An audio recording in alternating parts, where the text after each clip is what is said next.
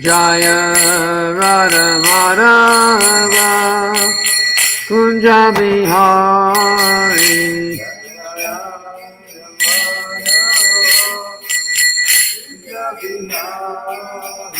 Jaya Radha Madhava Kunja Bihari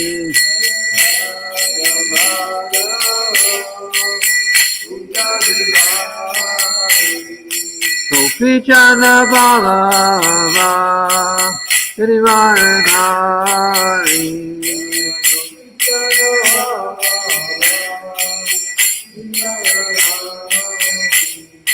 Gopi Chandra Ballava Girivaradhari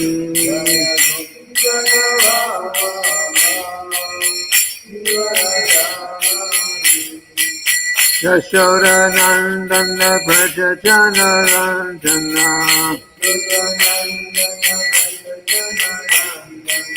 Yashoda Nandana Braja Jana Ranjana Jamuna Tira Vanachari Jamuna Tira Vanachari Jaya Radha Madhava Kunja Bihari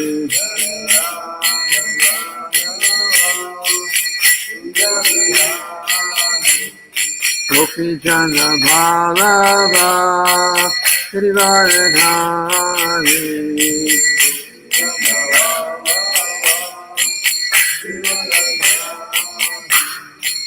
Yashoda Nandana Braja Jana Ranjana Yamuna Tira Vanachari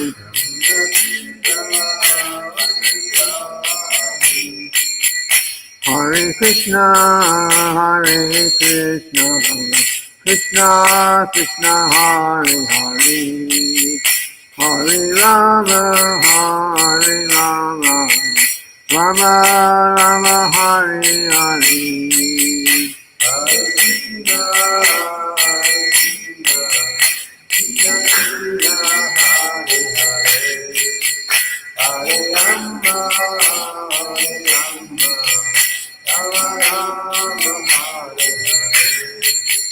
Hare Krishna Krishna Krishna Hare Hare Hare Rama Rama Rama Hare Hare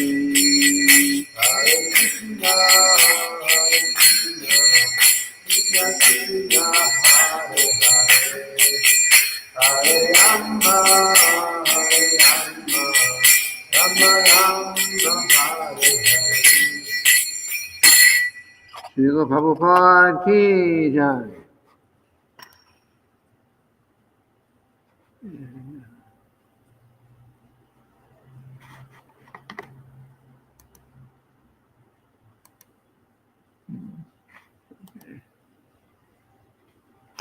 Let's leave it there for now.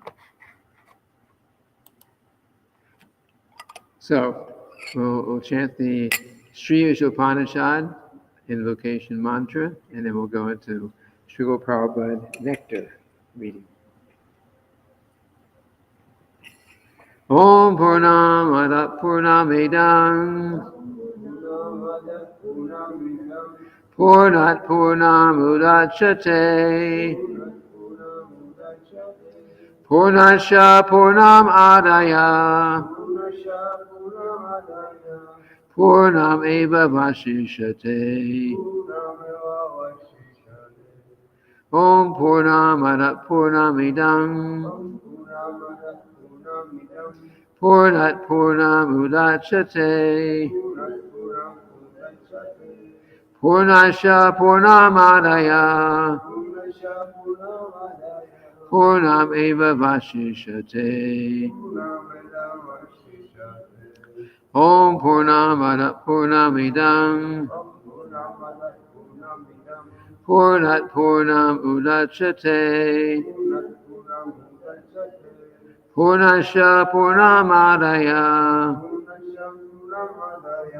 Purnam Eva Vashishyate. Anyone want to try it from memory?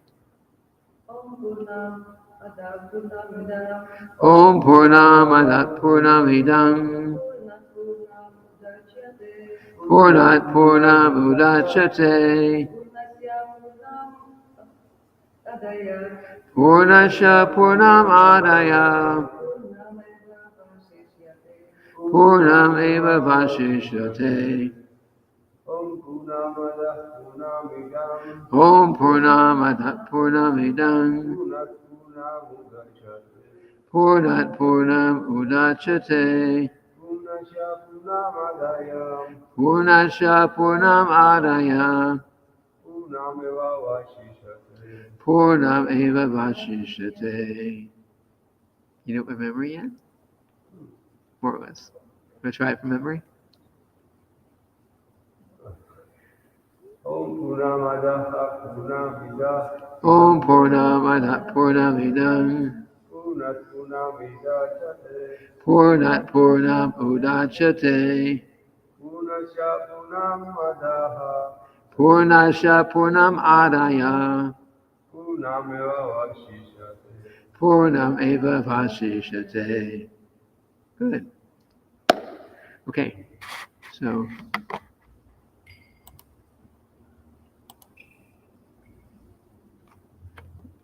anyone want to try the translation from memory? Maybe tomorrow. The personality of Godhead is perfect and complete, and because he is completely perfect, all emanations from him, such as this phenomenal world, are perfectly equipped as complete wholes. Whatever is produced of the complete whole is also complete in itself. Because he is the complete whole, even though so many complete units emanate from him, he remains the complete balance. So we'll go on to Srila Prabhupada Nectar.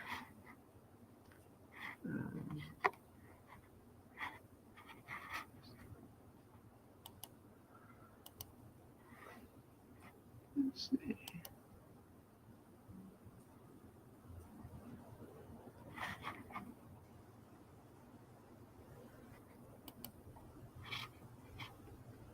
That donation button there is not for what we're doing. It's the company that makes the program.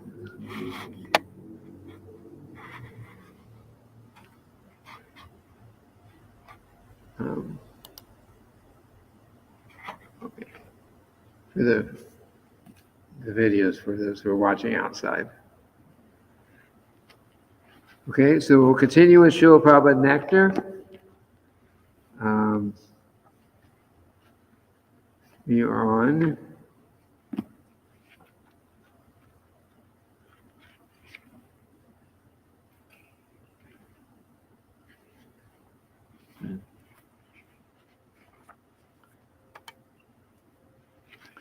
number 32.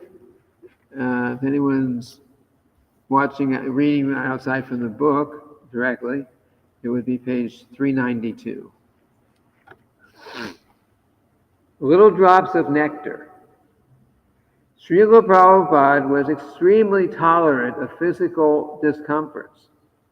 One morning while Prabhupada was staying in his quarters at the Radha Damodar temple, the devotee who was making Prabhupada's bed found one of Prabhupada's back teeth under the pillow. It had fallen right out, and Prabhupada had placed it under the pillow without telling anyone. Soon afterwards, he contracted a bad infection in his leg. One of his toes had been cut and had been infected. The infection spread, and Prabhupada's leg became red and swollen to the middle of his calf. Prabhupada had a poultice made of neem leaves and turmeric and mustard oil, and he made a bandage of banana leaves. The infection finally began to subside after 5 days. Although it must have been very painful, Prabhupada never complained, nor did he reduce his preaching. In public, he hardly even limped, so that no one knew he was suffering. In May 1977, Srila Prabhupada traveled to Rishikesh to regain his health. 77, it's the same year that Srila Prabhupada in May. So this is just a few months before Srila Prabhupada left this world. His party included Tamal Krishna Goswami, Trivikram Swami, and Pramana Swami, who accompanied him across the Ganges by motor launch to Swarga Ashram. Swarga Ashram was a guest house owned by a Mr. D.P. Mandalia, and it was said to be the finest in Rishikesh. Upon arrival, Prabhupada asked the devotees to buy him some kachoris and jalebis. Jalebis is a sweet. And he ate them with great relish. Then he asked for Ganges water to be drawn from the center of the river and brought to him.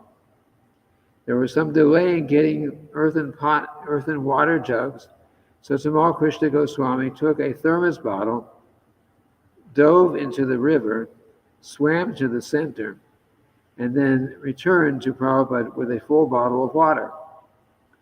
Prabhupada was taking his massage, but when Tamal Krishna Goswami arrived, dripping wet, with a thermos bottle, Prabhupada immediately drank the cool, clear Ganges water. Immediately he belched. He said that such belching indicated that his stomach had accepted the water. Prabhupada then had the devotees fill buckets with Ganges water and set them in the sun to heat for his bath. It's very, very cold at that time. There's no hot water. So you had to put water out in the sun to warm up. Several days later, Chaitya Guru Das arrived from Chandigarh with a box of nice fruits: mangoes, cherries, plums, apples, and lychee fruit. When Prabhupada saw the lychees, he immediately wanted to taste them. He said that as a little boy, his father always kept lychees hanging on the wall, and he would ask for them. On arriving once in Mayapur, Prabhupada entered his quarters, leaned back in his seat, and relaxed with his legs on his desk. He then drank from a water glass. "Ah, Mayapur water," he said. He then related how Mayapur is a spiritual kingdom and that living and dying in Mayapur is the same. He said that if you live in Mayapur, then you are living in the spiritual world, and that if you die in Mayapur, then you go back to the spiritual world. Same thing about Vrindavan. He said Mayapur and Vrindavan is the same.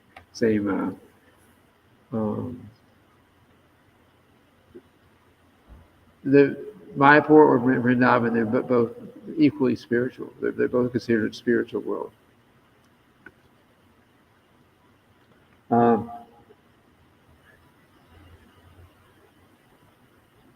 Kachoris. When Srila Prabhupada was a child, he was known as a nickname. He had a nickname, Kachori Mukha, I think it's called. It's like Kachori mouth. Mouth. He liked kachoris. Oh, kachori. Kachori is a how do you describe? There's different kinds of kachoris. You take dough like you make for chapatis or puris like that. You know chapatis, right? Yeah, puris are similar. So you make a nice nice dough, and then separately you make a filling, which is for kachoris is some kind of dal usually. So it's cooked with some spices and like that, and you put it inside, fold it over, and flatten them out, and then they fry them. So Srila Prabhupada as a child, and obviously as an adult also, he very much liked them. But he says, as a child, he had that nickname, and he always had his clothes that had so many pockets in them, filled with kachoris. He was eating kachoris all day. Something like that. And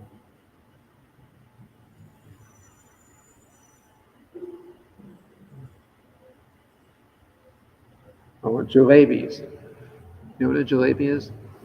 A jalebi is it's a sweet. It's a very nice sweet if you can make it properly.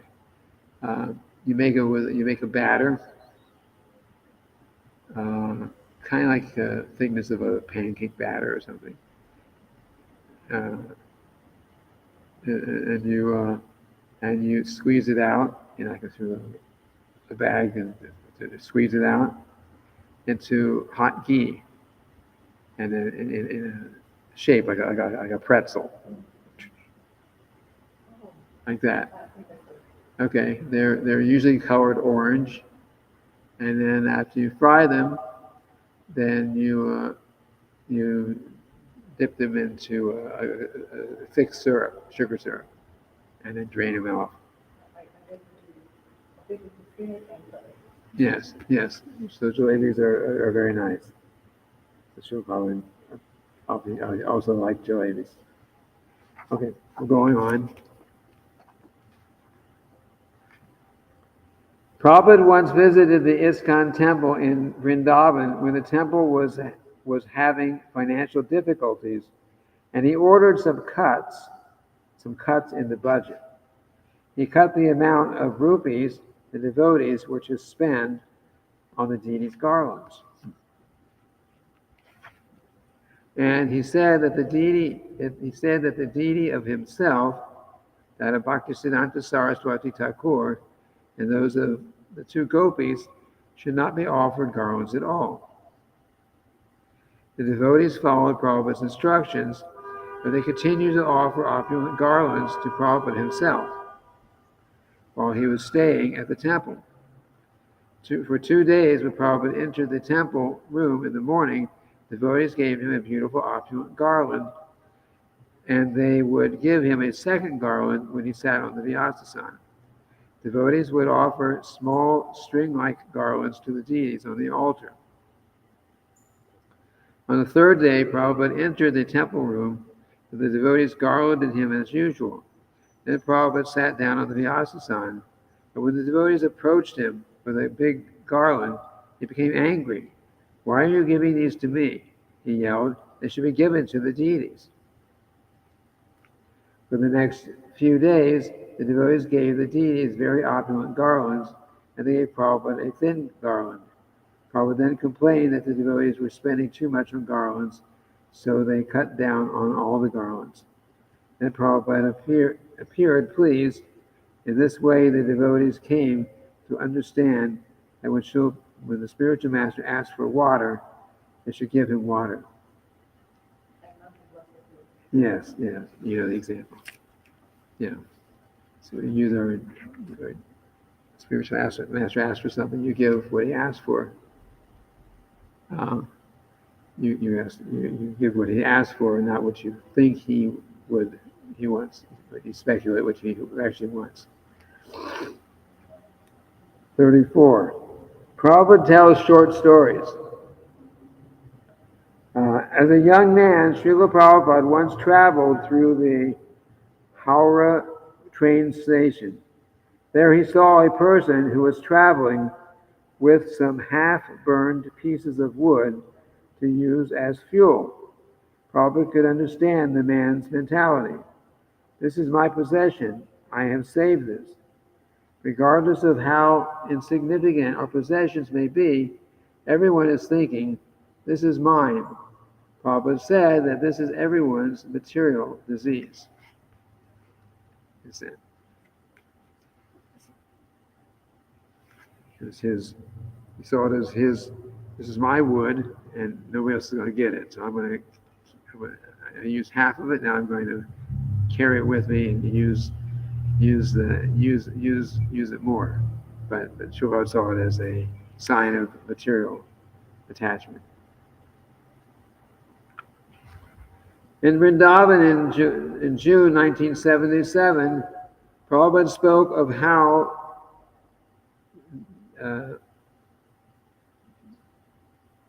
decadent human life had become. Decadent. He replied how the grandmother of one of his disciples advised the mother to kill her son. When Prabhupada told how the wife of one of his godbrothers was an adult, then Prabhupada told how the wife of one of his godbrothers was an adulteress. The woman's son found out and threatened to tell his father, whereupon the mother poisoned the boy. When the father learned that his wife had poisoned their son, he committed suicide. Prabhupada concluded by saying that in this age there is no culture, no God consciousness, no religion, and no standard of behavior. He said that the only hope for Western civilization is to chant Hare Krishna. And this was, well, that was obviously more than 50 years ago when Srila Prabhupada said this, and when this incident had actually happened, it was probably way before that. While in New York in 1966, Prabhupada told his story about finding happiness. A man once told his friend that sugarcane tastes nice and sweet when you chew it up. The friend did not know what sugarcane was, so he asked the man. He was told that it was just like a bamboo log. The friend did not know what sugarcane was, so he asked the man. He was told that it was just like a bamboo log. The foolish friend then began to chew different kinds of bamboo sticks, but he could never taste the sweetness. Similarly, Prabhupada explained materialists are trying to find happiness and pleasure by enjoying the material body, but they find no real happiness or pleasure.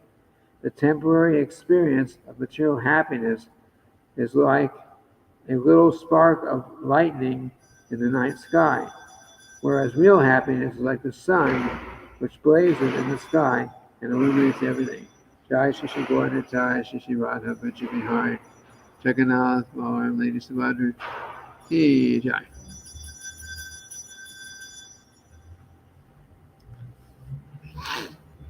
Going on, number 35, Prabhupada said, upon arriving at the Bhaktivedanta manor, Prabhupada asked, where is Rivatinandana Swami?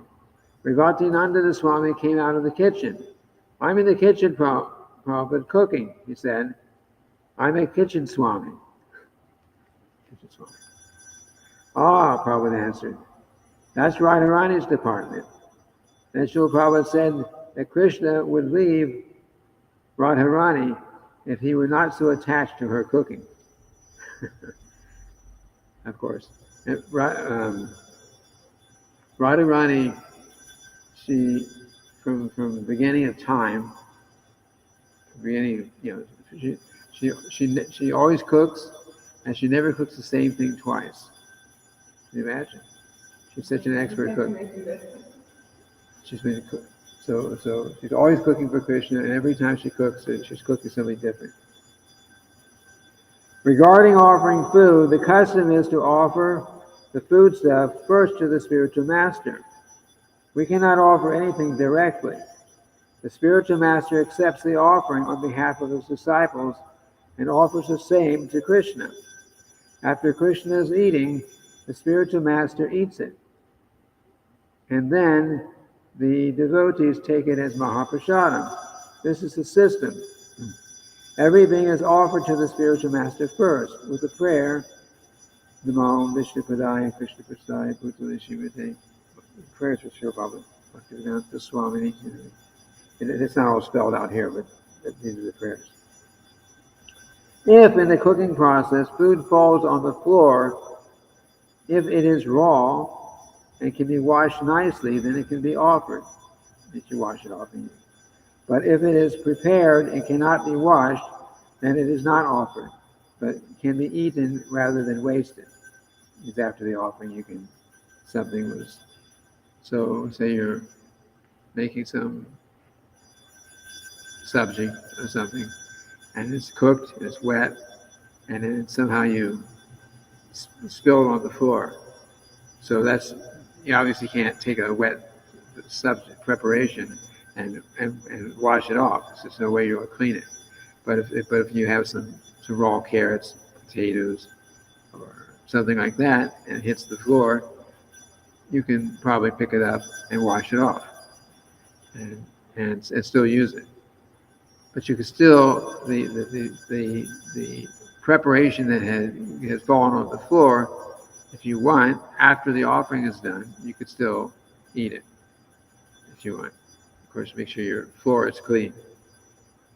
It used to be, at least when I joined the movement, we had a prasadam room. It wasn't here; it's outside. But here we had actually a prasadam room. We'd all sit down together, take prasadam, and we'd clean the floor every time before we sat down to take prasadam. And if somebody spilled the prasadam, we'd actually eat it up off the floor directly. But of course, the floor was always mopped beforehand, and again afterwards. But you got to be a little careful about doing these things now, because people look at it and think it's kind of crazy. But the prasadam, there's a certain mood. Srila Prabhupada tells also how he, as a child, if he dropped something on the floor, his mother would say, pick it up and touch it to your head. I think he ate it also, but touch it to your head and show respect. This is prasadam. But we should be careful so we don't spill. We never hear about Srila Prabhupada spilling prasadam all over the place.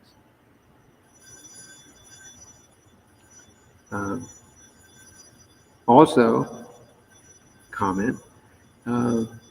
So when we do service for the deities, the Bhoga offering, we say those prayers. The understanding is what we say here, and then we do the artik. The artik, the way it's supposed to be done is that we can't approach Krishna directly, and yet, but Krishna doesn't take anything. He doesn't take the remnants of anyone else either. He's topmost, Krishna. So what we're actually doing, we're doing artik, is we show, so we're going to offer some incense. We we show first to the spiritual master. It's like what we're actually doing is we're asking permission to make this offering. We show it to Lord Chaitanya and asking for blessings, and then we take that with their permission and blessings, and then we go to Krishna, and then we offer it.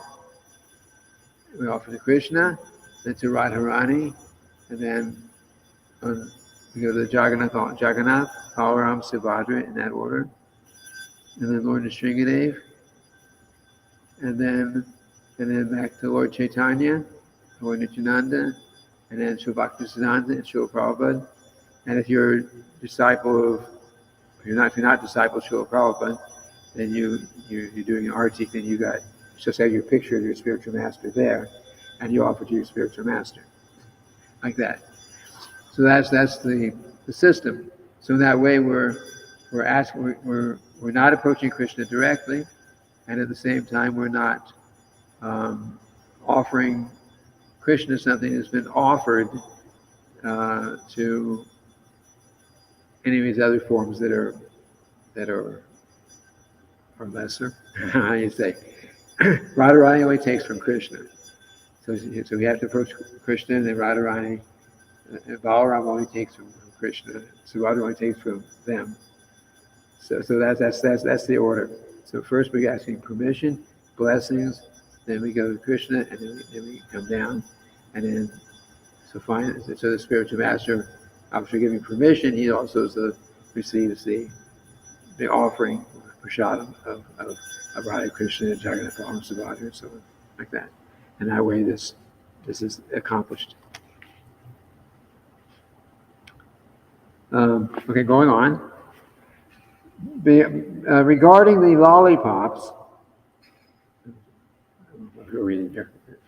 lollipops, there's nothing wrong. There's something attractive, and I can understand an introduction of friendship. What is wrong? It is sugar, so it can be offered to the deity. Just like here, we can offer sweets purchased. It's like here, we can offer sweets purchased in the marketplace. It is stated in the Shastras that if you pay for something, it is purified, even if there is some fault in it. Well, okay. So I wouldn't unnecessarily go to the grocery store and buy some candy and offer it to Krishna. We could make our sweets here. But sometimes in India, especially at that time, you could go and go to certain shops, and they had a pretty good standard, and you got that and you offered it. But in time, the devotees learned how to make sweets and everything. So of course we preferred that. We would cook things for Krishna, and even when cooking for the sweets, we try to use ingredients that are that are processed as little as possible. Like today, I got some I made the sweet rice this morning, right? And I put some pistachios in it. So the pistachios, you take raw pistachios, and then you make it so that you don't have all the skins on them. Then you blanch them. Blanching the nuts means you put them in hot water, boiled water, make it hot, and then you cool them off so you can touch them, and then you slip all the skins off. When they get hot, then the skin just slips right off, and then you have nice green pistachios instead of pistachios with the skin on it. So we do like that rather than. I certainly don't want to go to the store and buy some. Well, I don't know if you find canned pistachios, but something. We try to get something that's raw and as untouched as possible, and do everything ourselves. If we had the opportunity to have fresh milk from our own cows, then that would be better than buying the bottled milk from the store. But you do what you have to do. We'll try to keep the best standard as possible. But if you're out, especially if you're out traveling, and there's no place around to eat, then you have to do what you have to do to make sure that what you're eating is not. Make sure that it's vegetarian at least, and offer it to Krishna, offer it to the spiritual master like that before you eat it. Going on, concerning the use of sour cream in the temple. Well, this was in Los Angeles. It should be stopped immediately. Nothing should be offered to the deities. Here's what I was saying, which is what I said. Nothing should be offered to the deities which is purchased in stores. Things produced by karmis should not be offered to Radha and Krishna. Ice cream, if you can prepare it, is okay, but not otherwise. So we don't go to the store and buy some Breyer's ice cream, which usually doesn't have eggs in it. We don't go and buy that and offer it to Krishna. So ice cream, if you can prepare, is okay, but not otherwise. Now you have such a big stock of this sour cream, so sell the stock at any cost. Who is the rascal who has purchased without permission? This particular sour cream had rennet in it. Rennet, yeah. I know the history. I'm pretty sure there's a Los Angeles temple at the time, but it had a rennet in it, which is of course comes from animal slaughter. So Srila found out about that, and he says, you got so much of it, but don't use it. Get rid of it. Sell it, give it away, do whatever you can do, but you don't use it for Krishna.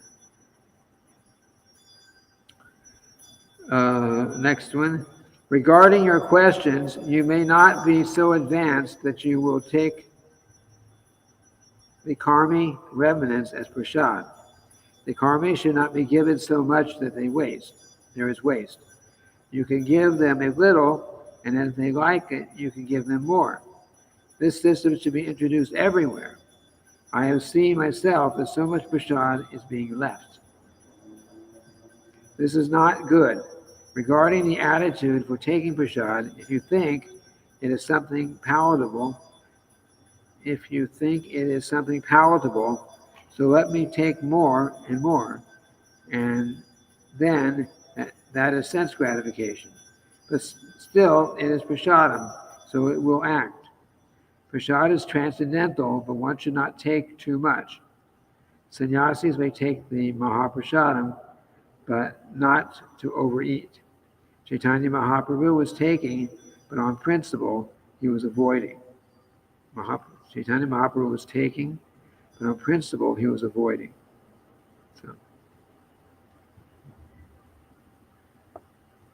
So, of course we shouldn't waste prasadam.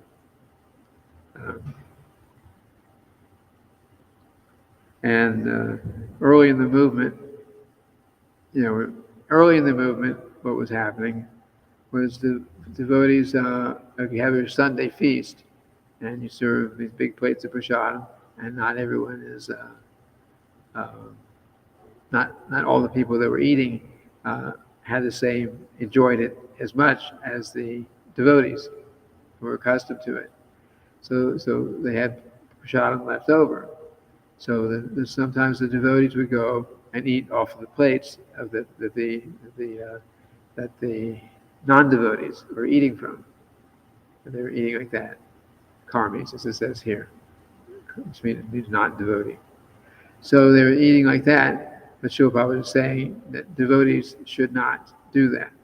If they think, okay, prasadam is transcendental, like that, so I can take this. I really like this pakoras. I look, somebody left some big pakoras there, big cauliflower pakoras, and it's transcendental, so let me just eat it.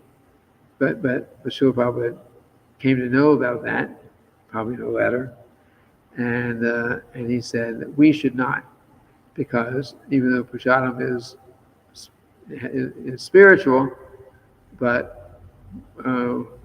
we may not, we who are not particularly advanced in Krishna consciousness should not be just going and eating the food left by others.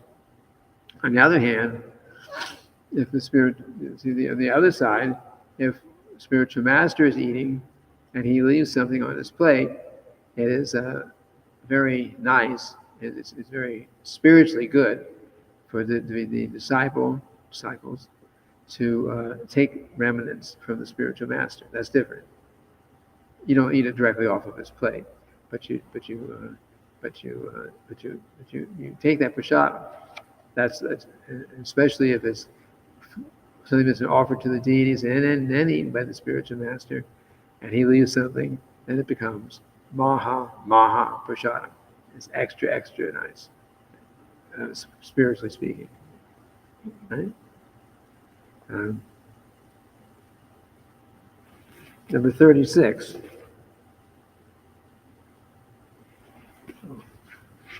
A little bit more. 36, realizations. Toshan Krishna once designed some brochures and posters advertising the devotees' traveling rock opera. He wanted to show the materials to Prabhupada so he could converse with his spiritual master. Toshan Krishna approached Prabhupada with the advertising materials. Included was a poster showing the Vaikuntha planets in Krishnaloka, as depicted on the cover of the Srimad Bhagavatam. This is the first canto. In an effort to flatter Prabhupada, Toshan Krishna told him that the cover was actually Prabhupada's idea. Prabhupada looked at Toshan Krishna and said, "Why my idea?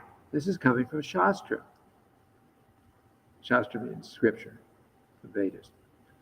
Then Prabhupada asked, "Are you chanting your rounds?"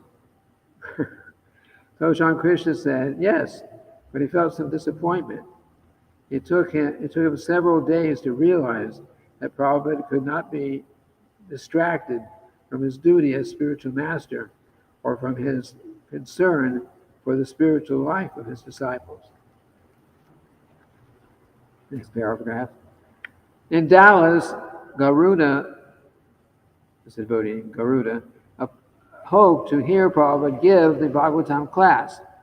Before class, Prabhupada chanted Hare Krishna. On this occasion, Srila Prabhupada kept chanting and chanting Hare Krishna from the Vyasa-san. Instead of giving the class, Prabhupada just kept chanting and chanting, on and on. Garuda then realized that the sole purpose of Prabhupada's mission was to spread the chanting of Hare Krishna. He realized that the chanting permeated Prabhupada's whole life, and that the only reason that Prabhupada traveled was for the chanting of Hare Krishna. Next paragraph. Prabhupada used his time perfectly in Krishna's service. He had a specific time for everything, for receiving his mail, for getting up, for eating, for talking, for receiving guests. He did not waste a second. In Los Angeles, Prabhupada would give his disciple, Aniruddha Das, letters and packages to mail. Once, after getting into the car, Prabhupada noticed that the letters had not been posted. He had Aniruddha stop the car at the mailbox so as not to miss the pickup time. The packages had to be the proper weight, just under the next rate level.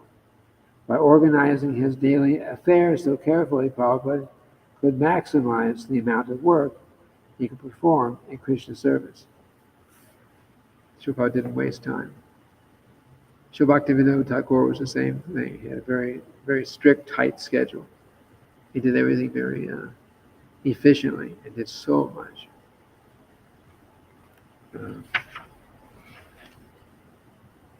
I'd like to go on, but my watch says that I'm out of time. But I will open up for any questions, comments. Let's see here.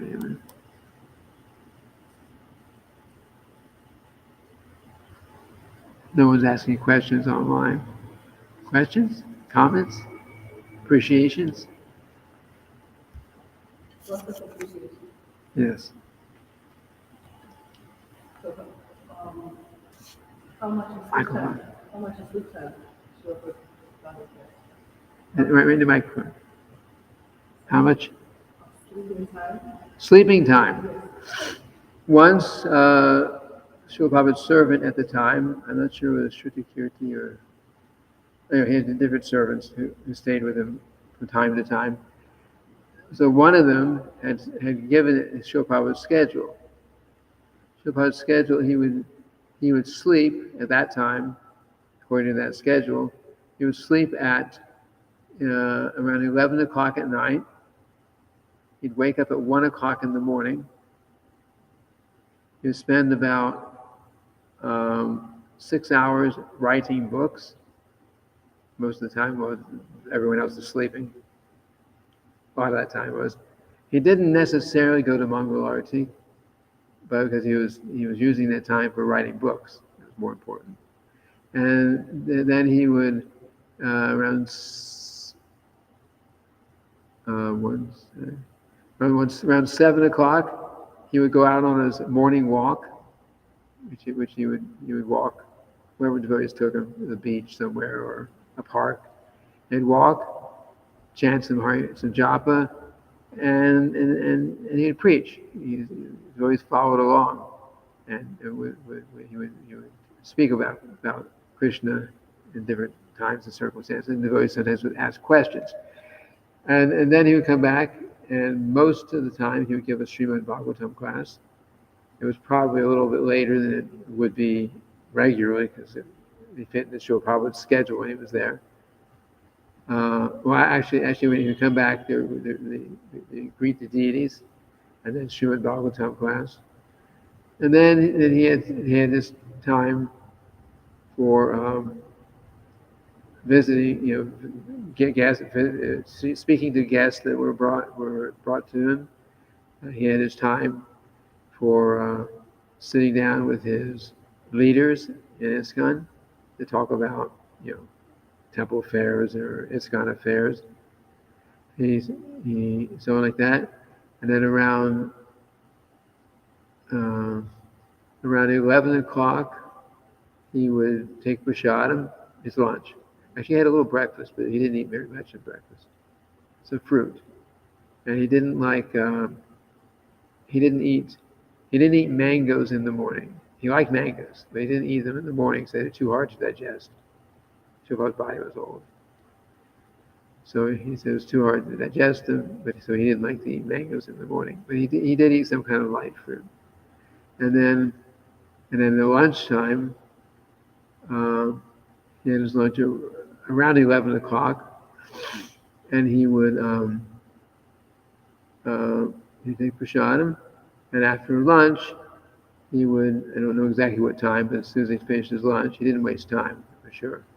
He would rest. So he rested about an hour and a half in the afternoon. So he had 2 hours at night, 11 to 1, and about an hour and a half in the afternoon by that schedule that we were given. And then he would, I don't remember the whole schedule, but that was sleeping. And Srila Prabhupada he was very, very consistent. So, and he traveled a lot. Pretty much every 3 days he was in a new place, new temple.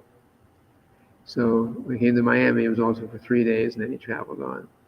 So you can imagine if we do a little traveling, every time you get in the plane and you travel a little bit, then it kind of like drains you, doesn't it?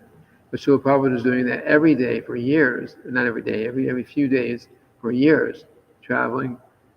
And whatever time he got to a temple, even if he got there late, he would get up at night. He'd be up at 1 o'clock in the morning, and was writing books. That was his most important activity, his most important service, if he considered, writing these books. That was one thing that he could do that none of us, of course, could do. So he gave a lot of emphasis to that. So that was pretty much his schedule. I'm sure as he got older and his health got worse, then the schedule changed somewhat. He had to rest more. But Srila Prabhupada was that 6 hours he was writing in the morning, and in the last several months when he was practically unable to eat, he hardly ate anything. Like skin and bones. He was hardly able to eat because of whatever the condition was. So he, it also means he had no energy. So instead of staying up 6 hours writing, then he reduced it to 5, and then to 4, and then to 3.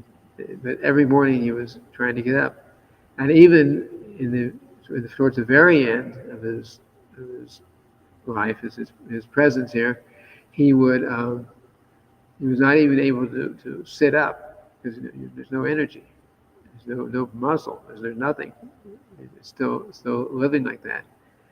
And but he still was writing books. He was writing books because he had some devotees who were Sanskrit scholars, they had learned Sanskrit. So someone would give him the translation. They would translate it, I believe, and synonyms in that part. And then they would tell him, and then he would dictate, lying down on his bed, dictating into a microphone that somebody else was holding because he couldn't hold it, dictating these purports. And the purports were perfect. Srila Prabhupada's purports were perfect. That was in 10th canto, somewhere in the 10th canto. I don't remember which chapter exactly, but it was 10th canto that he was dictating towards the end. So you can imagine, and Srila Prabhupada in his, if someone is in that physical condition that Srila Prabhupada was in at that time, when you have no your skin and bones, basically your skin is rubbing on your bones, and there's nothing in between, like that. I can't say from experience because I still have something, but you say when you're in that condition, it's extremely painful, very, very painful. But Srila Prabhupada never showed any signs of pain. He never showed any signs of being disturbed by it, and he still went on as far as his physical had a little energy left to do anything, and he was preaching, which is, of course, was there for us, because he says, don't think that this will not happen to you. He said to some of his leading devotees at the time, don't think, this is happening to me, but don't think it's not going to happen to you. We all come to the end. Old age, disease, difficulties like that. It happens.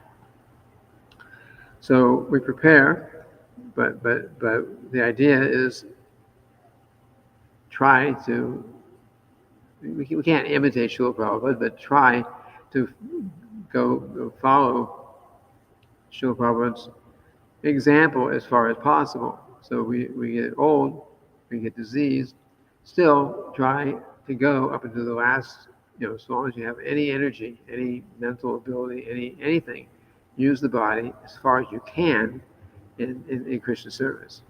And that was Srila Prabhupada's example. Up until the last moment of his life, he was preaching Krishna consciousness. So this is what we should at least aspire for and plan on. Okay, so I think I forget to stop right now. Nobody here has asked questions. So end here. Srila Prabhupada ki jai.